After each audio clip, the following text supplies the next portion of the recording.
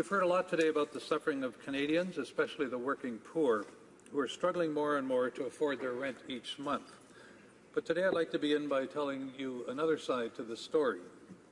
Last year in my riding of Kootenay, Columbia, I held a number of public roundtable forums with small businesses to learn how we can, as elected officials, can help them succeed in rural British Columbia. I invited the provincial and municipal representatives to join with me so that business owners could speak to all three levels of government at the same time, which maximizes their time, and so that their recommendations wouldn't get lost in this finger-pointing that often goes on between the three levels of government around issues. I met with businesses from across the Elk Valley and Fernie, owners from central Kootenay gathered together in Nelson, and I also met with small businesses in Invermere. I wrote a report on the forums, and you can find a copy on my website. And I encourage all members to spend time speaking with their small business owners, and they may be surprised by some of the results. So what was the most consistent hurdle small business owners in my riding complained about? It wasn't taxes, it wasn't red tape, it was the lack of affordable housing keeping them from being able to expand their businesses. We often think about homelessness and housing issues as being a big city problem, but rural areas and small towns have housing issues too. The challenges for these businesses is finding staff, particularly during the high season, that then can find a place to live. It used to be that university students would flock to the Kootenays for a summer job. They'd work hard all day and spend their evenings and weekends hiking, mountain biking, canoeing, and enjoying the great natural outdoor experiences that we have to offer.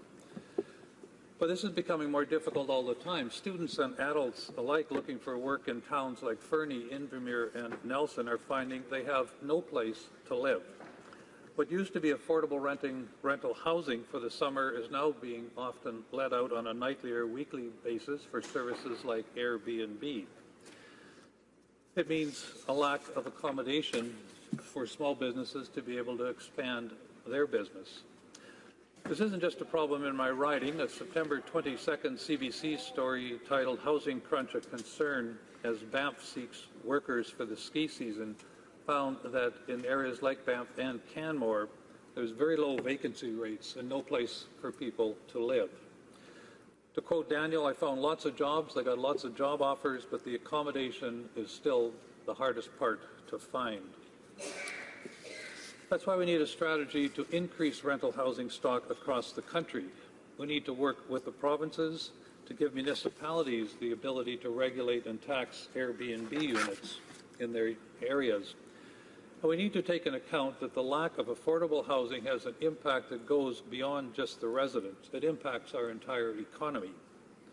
In a country with weather as extreme as Canada's, the idea that housing is a human right should not be a question. No one can survive our -40 winters without shelter, nor should they have to. Article 25 of the Universal Declaration of Human Rights makes it clear.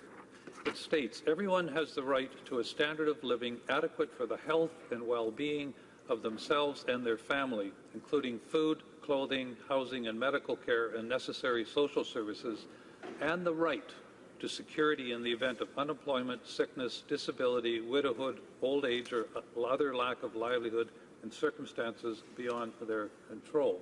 And housing is very much central to that. Canada is proud to have been signatory to the Declaration since 1948, and any government would do well to begin developing its policies and programs by ensuring that these very basic rights are met. However, 70 years of paying lip service to the Declaration is not good enough, and I truly hope the Liberal government follows through on making housing a right for all Canadians, which I believe I heard they plan to do later this fall. Speaking with my constituents in Kootenay, Columbia, it's clear that we have serious problems with housing in our community, and I want to just share some of the stories that they shared with me. Bill lives in a low-income seniors housing unit in Nelson. His monthly cost for living in the facility has increased significantly with very little notice. Central heat and air conditioning have always been included in their monthly rental. However, because of cuts in federal government funding, the landlord shut off the gas in May and began removing the furnaces. Baseboard heaters were installed in each tenant's unit in July. The consequence for Bill and other low-income seniors and disabled people living there was suffering through another exceedingly hot, smoky summer with no air conditioning, and now incurring expensive electric heating bills, because in British Columbia, the cost for electricity is significantly higher than natural gas. Tenants were called to a meeting in August and were told they would have to sign new rental agreements, all but Bill signed, fearing they would have no other place to go. In the village of Caslow, to the north of Nelson, a beautiful community on Kootenay Lake, there is no affordable housing at all. There is nothing available. There's no social housing, no assisted living spaces, no rooms. The Housing Society coordinator has a long list of individuals and families looking for housing. He receives calls every week from those trying to find a place to live. They are willing to move to Caslow, but they cannot find a place to live. George and Mary are an older retired couple who have lived and worked in Caslow for many years. They could no longer manage living in their home, so they sold their house last month and they have to move now, but they can't find any place to go in Caslow. There are no spaces available, and so they're being forced to move to Nelson, which is an hour away, leaving their friends behind. They are fortunate that they can afford a facility in Nelson. A disabled gentleman from Fernie discovered bed bugs at his senior's residence. As a result, he effectively became homeless. He had nowhere to go, and he ended up sleeping outside. Traveling to Cranbrook wasn't an option for him either, as the Salvation Army shelter is only open in the winter. City of Nelson has affordable and social housing units, but vacancies are rare. Youth homelessness is a problem. There are families living in their vehicles. Alan, a Nelson senior with a minor disability which prevents him from driving, has been forced to move to less expensive accommodation in Selma, which is about a half-an-hour drive away. His pension was no longer sufficient to allow him to live in Nelson. Selma is more rural and has very limited public transportation, so he's feeling isolated and lonely. He used to stop by my office in Nelson frequently, but my staff haven't seen him there since July. Mr. Speaker, these are some of the saddest situations that my staff and I regularly face. Seniors who have worked all of their lives and planned for their retirement now finding that they can no longer afford to live in their homes. When I was at the farmers market in Creston this summer, a single senior woman, and unfortunately many of our seniors are single, came to be concerned about whether she can continue to live in her own home, that she's been lived in this family home for many, many years.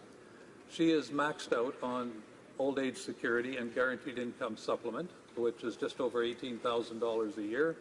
Her taxes are going up, her utilities are going up, and she doesn't know whether she will be able to continue to afford to live in her home.